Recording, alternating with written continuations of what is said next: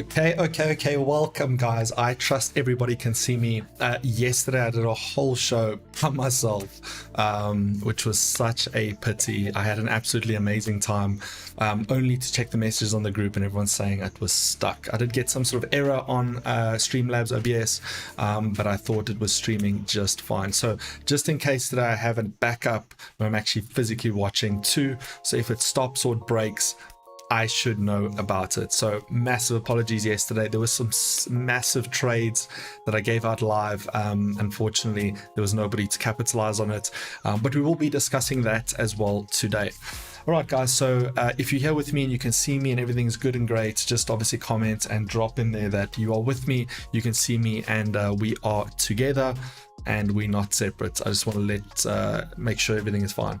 In addition, guys, please let me know where in the world you are joining from, whether you're watching at home, whether you're watching wherever in the world you're watching. Just please let me know. In addition, I believe it is Diwali today, so obviously condolences and congratulations for everybody that is obviously celebrating. And yeah.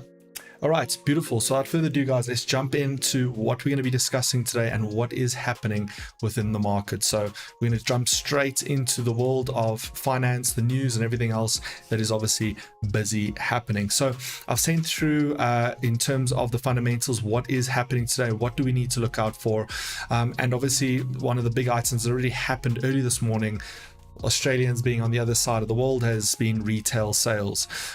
We have South African Standard Bank PMI. Doesn't really mean much in our world right now. You know, with elections, everything else going on, really nothing to really talk about. I will recap what obviously happened yesterday in terms of the Fed discussion or press release. We will go over that in a second. It's obviously quite prevalent in the news right now. But then we obviously have a ton of PMI for the euro, and we can obviously further capitalize on this, and I'll show you euro GBP and where we can potentially take a little bit of advantage of, and general services PMI. Then for the rest of the day, there's not really much until we get into the closer to the US time. We have some meeting minutes, inflation reports. This could cause quite a bit of volatility if you are not obviously watching or going through those minutes. So I would watch out for the pound at about 2 o'clock, because anything can kind of happen here. There's obviously quite a lot happening in terms of Brexit, in terms of the rest of the world being needed to step in. I saw an article yesterday where America might need to intervene in Brexit to obviously try and assist with the trade relations and obviously get that relationship restored and obviously get things moving as per normal. We also then have interest rate decisions. Bank of England quantitative easing total, which a lot of countries are busy trying to reduce their quantitative easing expenditure. Quantitative easing it sounds like a very complicated term. Pretty much just go and read about it. It's pretty much the central banks printing money, which is something I'll discuss in a second when we get back to what actually happened yesterday evening. Okay. Then the big item for this afternoon is going to be the initial jobless claims, and that is obviously how many people are filing for unemployment in the US. And this is a lead up and a build up to what we're going to be trading live tomorrow afternoon. I'm going to be trading that with Masters, but there's something I'm more excited about, which I'm going to talk about just before the end. So if you're a Master's student, make sure you stay until towards the end. There's something very, very cool I'm going to be speaking about towards the end. All right, so those are the bigger items. Obviously, the world is talking right now about, what the Federal Reserve released or what they discussed last night. If you didn't follow, this is in essence what has happened. So the Federal Reserve, as we discussed earlier in the day, is injecting $120 billion every single month into the economy. So in essence, right, the bottom line is they're literally printing money and injecting it into the economy, and have been doing that to steady and stabilize the US economy due to obviously the pandemic, the crisis, and everything else that is busy going on. So they're going to reduce on a month-to-month basis, month-on-month basis, starting from November. They're going to reduce by about 15 billion US dollars, and this is going to be a balance of 10 and a balance of 5, totaling about 15 billion. And this will be a month-on-month setup. Now, the markets reacted pretty badly from the forex side of things, and I don't think the markets really truly understood what the meaning of this was, right? The only reason to start the tapering process or reduce the amount of money that's being injected into the market is because the US economy is showing rapid signs of recovery, right? In terms of employment, in terms of GDP, in terms of unemployment, things like that. And so the tapering or the reducing of this cash injection is a positive thing for the US economy. However, the markets reacted fairly negatively, right? Specifically looking at something like gold, the markets sort of took this massive positive, massive negative, when in actual fact it should be generally overall positive. So the dollar had a pretty good day yesterday, despite the big whipsaws we saw in the markets. Now, in addition to that, printing and injecting money into an economy, this is the key reason for inflation, right? The more of a supply of something, the less of its value. So the more money that economies print and inject into those economies, the less valuable that money becomes, right? And this is why we see things like hyperinflation, so on and so forth. So the world is speaking about inflation. It's something important to read up on and obviously discuss, because this is a very big concern around the world, is that their currencies are worth less and less, or their buying power is decreasing day by day, month on month, year on year. So in general, it was a pretty good event, a pretty good speech. In terms of that, in terms of the rest of the world, there's what to expect from jobless claims. I'm going to be sending that into some of the groups this morning. You guys can do some reading up in preparation for NFP tomorrow. If you're not part of the Signals group and you're not part of Masters, then obviously it's going to be a little bit of a loss for you, because we're going to be trading that live tomorrow. In terms of the rest of the world, Patrice Motsepe's firm pretty much won half of all of the tenders that are pushing green energy. We could have put some money on that. We could have guessed that. The rest of the world is still speaking about, that futures are muted, stocks are muted. The world didn't really, in terms of Wall Street, didn't really take this as a negative. It just kind of traded a little bit flat there. In terms of the rest of the world, it seems like Asian markets essentially took advantage, and Asian stocks have obviously taken a little bit of an upbeat position based on this decision of the Bank of England. So when there's a little bit of weakness or perceived weakness, the rest of the world obviously takes a little bit of advantage. Local, there's nothing really much on the local front, and nothing really else from the rest of the world. So the biggest issue and the biggest thing is essentially this taper that is being spoken about. And for the rest of the day, we're pretty much going to be observing Euro news this morning, pretty much from 11:15 all the way up until 12, so that 15 minutes, and then we have some pound data, and then we've got obviously continuing jobless claims, initial jobless claims, and that's going to be the big item for this afternoon on the US dollar. Now, before I move on into jumping straight into the markets, for all my master students, guys, it is analysis strategy session this afternoon. I'm super excited about this one. I'm going to be showing you guys some insane things. I've almost pretty much perfected the ZAR scalping strategy, so minute for minute what to do, when and how, based on what we're seeing, and this is going to allow you to take massive advantage on the ZAR side of things. In addition to that, I've since also developed, in coordination with some of the master students, excuse me, I've developed a German 30 or German 30 cash trading strategy, which on average each and every single day is a massive move that we're able to bank about 1,000 pips one way, so up to 2,000 pips in both directions each and every single day, and it is mind-blowing. So I'm going to be teaching these two strategies this afternoon at 2:15 to all of my master students, and I'm going to be taking you step by step through the whole process, so do not miss that out. If you're a master student, you do not want to miss that. So between today and tomorrow, we have some really exciting trade opportunities, as well as implementation of strategy. Okay, in addition to that, I'm also extending the promotion, or extending the giveaway to master students. Whomever takes the most advantage of the ZAR trading strategy, as well as the German 30s trading strategy, meaning by account growth percentage, I will extend those prizes to the end of this month. As I see, there were a few people that had more questions about the ZAR trading strategy that I was still developing. So at the end of November, I'll be giving away those prizes. So it'll be 5,000 Rand cash, 3,000 Rand cash, and 1,500 Rand cash to the top 3 students, trades, masters, who obviously grow their accounts by the most significant amount percentage wise based on these strategies. All right, so that's just an update on that. All right, so moving into the markets, let's just jump straight in and let's have some fun. I'm super tempted to show you what I'm going to be teaching this afternoon, but it's not fair. It is for masters. So as we saw yesterday, by the time the Fed discussion had happened, markets were still trading fairly flat until that 9:30 mark, and then we see, you know, massive amounts of volatility in the markets, which is pretty much markets trying to understand what's happening. But we can clearly see from about 2-3 this morning, you know, the dollar has sort of rallied against all of the major currency items. So certainly overall it has been a positive.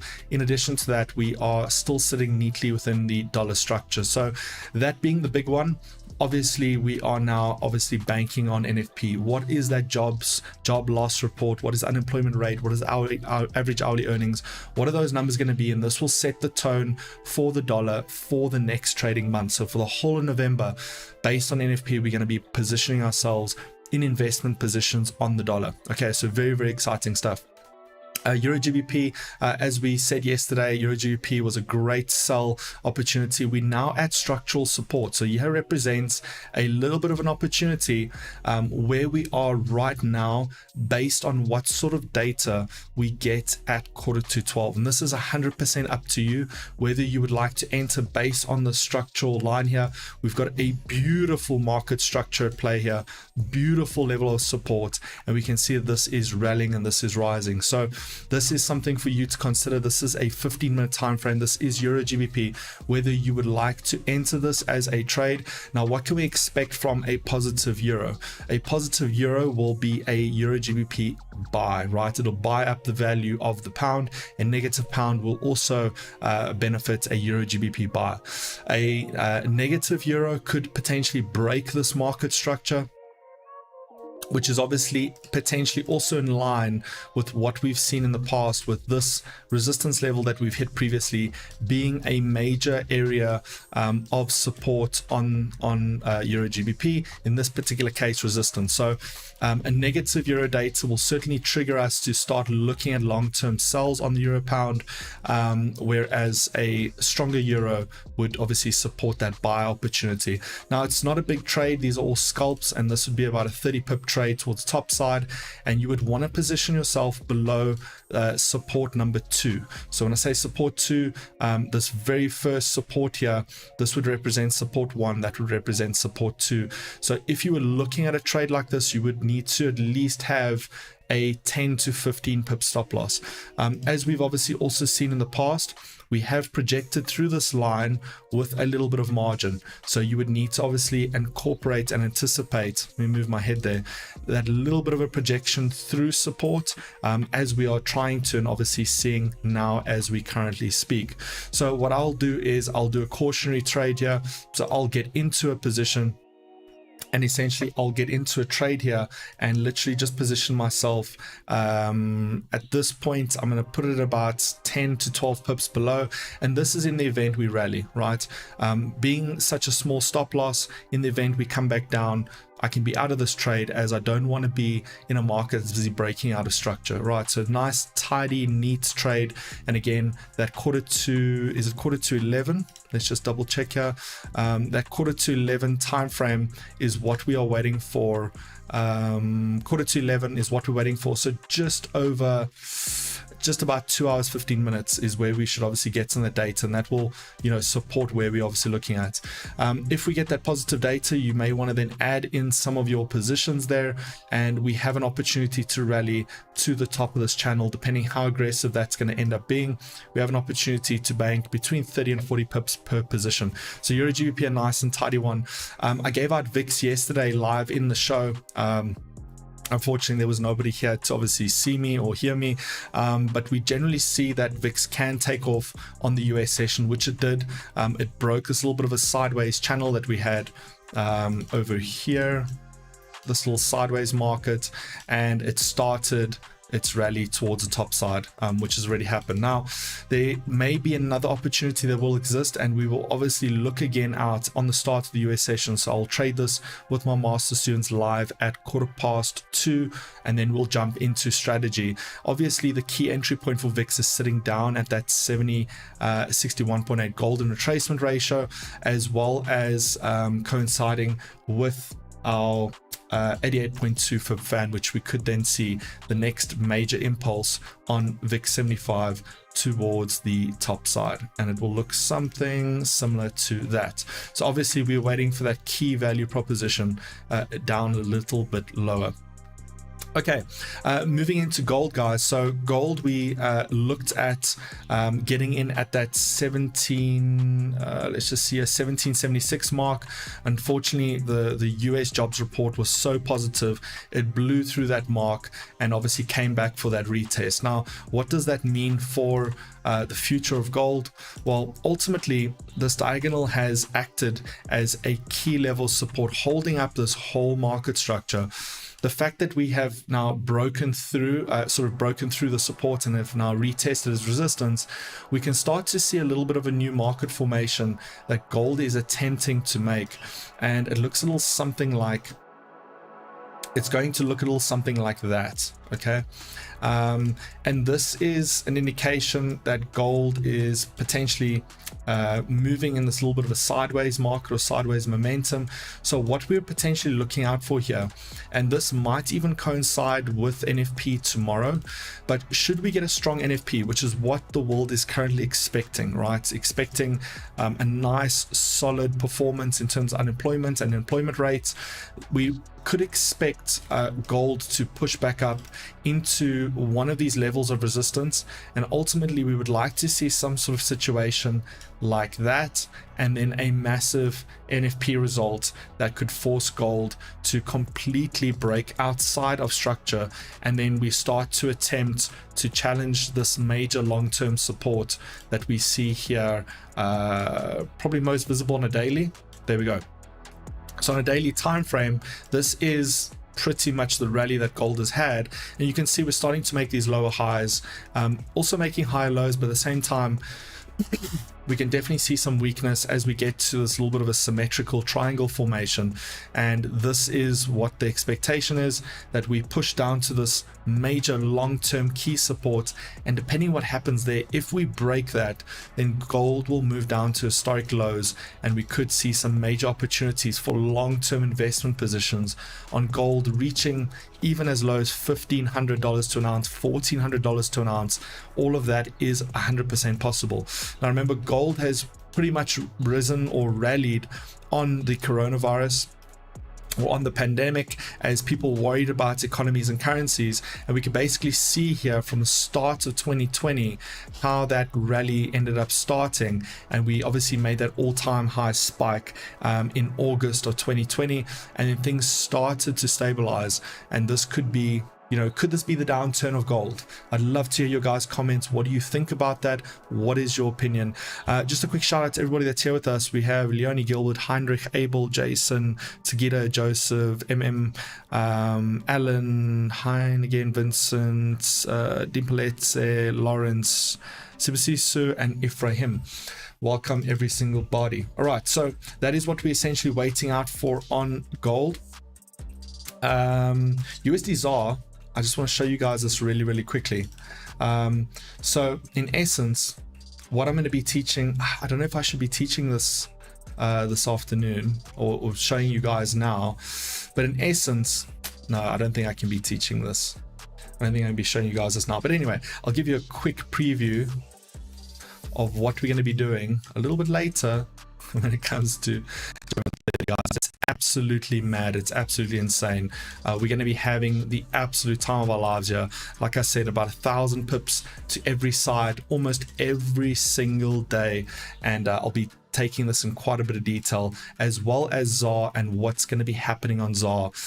It's going to be mind-blowing. It's going to be absolutely amazing. So if you're a master student, make sure you bookmark 2:15 today. Do not miss it for anything, as best you physically can, because it's going to be mind-blowing. Let's just see here on Hero GBP. Euro GBP seems to be holding out. Let's have a look here. Beautiful. So pressing nicely down to our secondary level support. We want to see a nice pullback. We want to see a little bit of a pin bar here. So this is ideally the right entry point for this. Anything lower than this is a nice deep entry. So you're getting a nice tight stop loss here. Anything further, then I wouldn't really risk it. But in essence, this is a nice, great entry point in the event we get some positive euro data and we get some negative pound data. That would be the perfect storm that will fuel a nice big euro GBP buy. And as I said, we're waiting on gold. We are waiting on VIX 75. I'm going to be trading ZAR the whole this morning, so I'm going to be sending my structure through into the groups, which I'm expecting to start buying as soon as the structure has broken, which it looks like it might start. Yeah, so it looks like it's already started its whole process, and this is where I want to start getting long on USD ZAR. So that is where I'm going to get in on that one, and we'll allow that structure to break. Spread is still fairly big at the moment. It starts to normalize around about 9 o'clock. So obviously you got to anticipate some of those spreads, some of those moves. But in essence, I'm going to buy this one and keep it long, and then we will obviously continue to see how that market does. And I'm going to be trading and having fun on that most of this morning as I build up and wait for that 2:15 mark this afternoon. We're going to be having a ton of fun, and I'm super excited to show you what I've come up with and what we're going to be trading over the course of November. It's never been a better time to be a master's student. All right, guys, listen, I love you. Thank you for the comments. Thank you for joining this morning. As always, trade safe. Risk management is absolutely key. And please, guys, make sure you watch as much as you can of the Quantum Growth Market Series. It is not going to be open and free forever. Even if you've downloaded it to your device, once I make it private, you won't be able to watch it ever again, right? So please, while it's still free, take full advantage of that. I've got some plans and things that I'm going to be announcing in the course of November for the course of next year. So make and take as much time as you can to fully capitalize on that as best you physically can. All right. As always, guys, I love you. Have a great trading day, and I'll see you all a little bit later. Shalom.